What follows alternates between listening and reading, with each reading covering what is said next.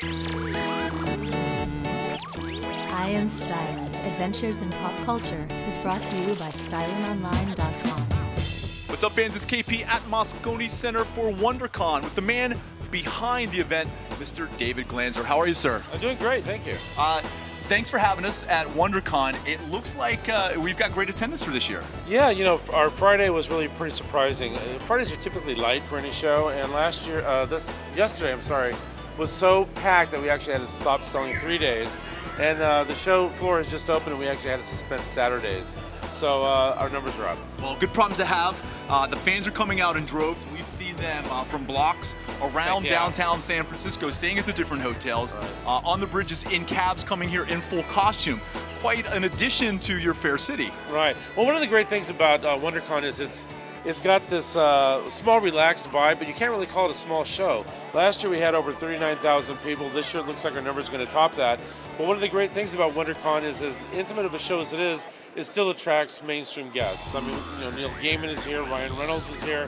It's a full caliber show. Now, when we were in the streets asking the attendees who were obvious participants and not obvious participants, it seemed like you're getting all kind of different types that come to this convention, right? Yeah, one of the things that we really focus on is diversity.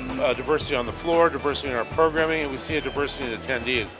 There are people who come here specifically just for the comics tracks of programming. Some for gaming, some for movies, some for television.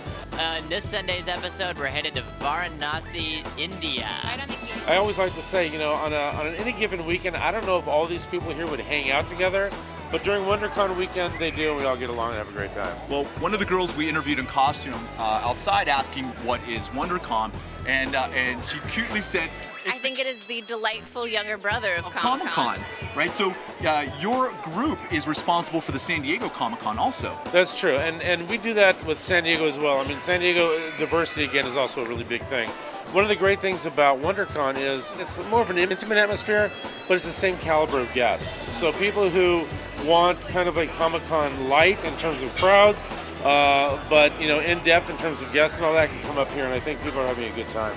Now, we're seeing more and more conventions pop up, but WonderCon is a name that I think, like Comic-Con, is part and parcel to that real convention goer's repertoire, right? Where am I going to go? What is WonderCon planning to do in the future to kind of keep up that growth? Well, you know, one of the great things about WonderCon also is, you know, this is our 25th anniversary, right, and it's always had a kind of a laid-back atmosphere, and I think that's probably representative of the Bay Area. We've had to suspend sales this weekend. I think next year we're going to probably look for a little bit bigger space. You know, the future is always going to be dictated upon the interest in the show, whether it be attendees, exhibitors, things of that nature. So if we do grow, it'll be out of necessity and not necessarily out of desire. Hey, what are you waiting in line for? I believe they're giving out pins that represent the emotional spectrum from Green Lantern and Brightest Day. What would a comic convention be without comics? Lots and lots of comics. Now, David, I can't believe that you're in this business and not be a fan of something here. So what are you a fan of? I'm a fan of everything. How's that for a pure answer? No, you know what?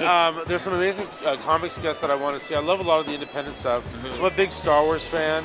But you know what? One of the things I tell people, and this is really true, there's certain booths I always want to hit, but I make it a point to try, if I have the time, try to hit booths I wouldn't normally go to, because it really expands your knowledge. And I think one of the things that WonderCon attendees have discovered is, just because you like one thing doesn't mean you can't like something else. Right.